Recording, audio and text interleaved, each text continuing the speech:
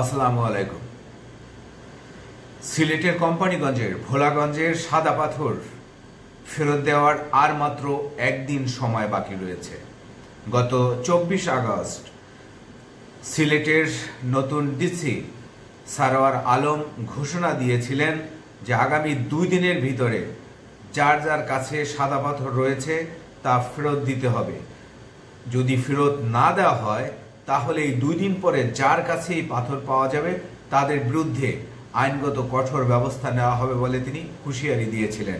তিনি আরও বলেছিলেন, যার যার কাছে পাথর রয়েছে তারা নিজেদের তত্ত্বাবধানে ভোলাগঞ্জে সেই সাদা পাথর যেখানে ছিল সেখানেই প্রতিস্থাপনের জন্য তিনি নির্দেশ দিয়েছেন, অনুরোধ করেছেন।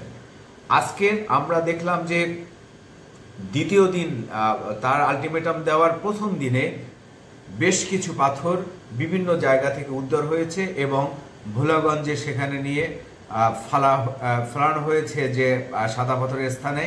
এবং এছাড়াও আমরা আরও জেনেছি যে আইনশৃঙ্খলা বাহিনী এবং বিভিন্ন ব্যক্তিরা এই পাথর আরও সংগ্রহ করছেন এবং সেগুলো আগামীকালকের, যেহেতু একদিন সময় রয়েছে আরও, এই 26 আগস্টের মধ্যে তারা সেগুলো যেখানে যেভাবে ছিল সেখানে প্রতিস্থাপনের জন্য নিয়ে যাবেন।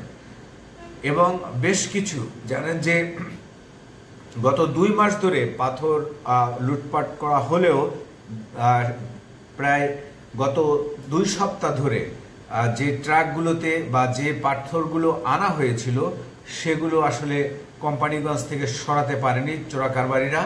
সেই পাথরগুলো এখনো কোম্পানিগঞ্জের বিভিন্ন এলাকায় বা পাথর যেখানে বিক্রি হয় বা যেখানে হাফ সেখানেই এখনো পাওয়া যাচ্ছে। তো সেই সকল পাথর সংগ্রহ করে আগামী 2 দিনের ভিতরে যাদের কাছে দখলে রয়েছে পাথর সেগুলো ভোলাগঞ্জে পাঠানোর জন্য নির্দেশ দিয়েছে জেলা প্রশাসন।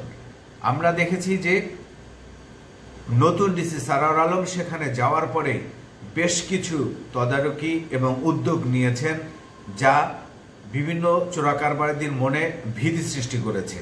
এবং এরপরে আমরা দেখলাম যে সেই এলাকায় পর্যটকও বেড়েছে তুলনামূলক। যখন এই খবর ছড়িয়ে পড়েছিল যে পাথর লুট হয়েছে, পাথর নিয়ে মরুভূমিতে পরিণত করা হয়েছে ভোলাগঞ্জকে, সেই জায়গা থেকে যখন বিভিন্ন জায়গা থেকে পাথর এনে আবার ভোলাগঞ্জে প্রতিস্থাপন করা হচ্ছিল, সেটি আস্তে আস্তে সেই মরুভূমি থেকে সাদা পাথরের যে চিরচেনা রূপ সেটি ধীরে ধীরে পরিবর্তিত হচ্ছিল। এখন আরও যদি পাথর সেখানে প্রতিস্থাপন করা হয় হয়তো পুনরায় আগের মতো সেই রূপ ভোলাগঞ্জ পাবে না, কিন্তু মানুষের যে আক্ষেপ, যারা লুটপাট করেছে তাদের একটি শিক্ষা হবে এবং কিছুটা হলেও সেই ক্ষতি পুষিয়ে নেওয়া যাবে।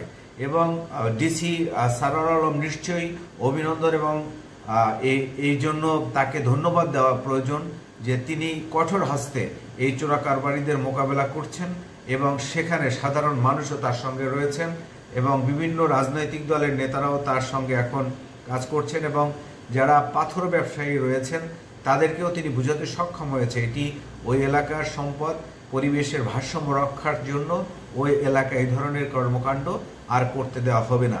সবাই ঐক্যবদ্ধ হয়ে এই চোরাকারবারিদের প্রতিরোধ গড়ে তুলেছে এবং আগামীতে দেখা যাবে যে ভোলাগঞ্জ তার সেই পুরনো রূপে ফিরে আসবে, সেই আশাবাদ ব্যক্ত রেখে আজকের মতো এখানে শেষ করছি। আল্লাহ হাফেজ।